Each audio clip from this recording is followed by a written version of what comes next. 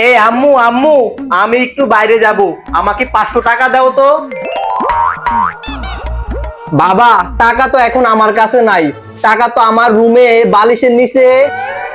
ও আচ্ছা, টাকা বালিশের নিচে, বালিশের নিচে থেকে আমি টাকা নিতেছি। আরে শোন, আমার বালিশের নিচে চাবি আছে, এই চাবি দিয়ে তুই প্রথমে আলমারি খুলবি, তারপর। তাহলে টাকা আলমারির ভিতরে আছে, আমি ওখান থেকে নিতেছি। আরে শোন, আলমারির ভিতরে টাকা কই রাখছি ওটা তো আগে শুনবি। হ্যাঁ, তুমি বলতে থাকো, টাকা কই কই খুঁজবো। এইবার শোন, আলমারির ভিতরে 5 নম্বর ডয়ারের ভিতরে ছোট্ট একটা বাডা আছে, তার ভিতরে টাকা রাখা আছে। ও আচ্ছা, 5 নম্বর ডয়ারের ভিতরে ছোট্ট একটা বাডা আছে, তার ভিতরে টাকা। টাকা আমি নিয়ে আসতেছি। 2 hours later.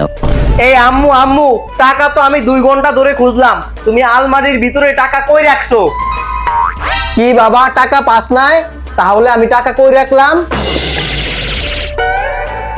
আরে বাবা, টাকা তো আমি এই জায়গায় রাখছি, ভুলেই গেছি।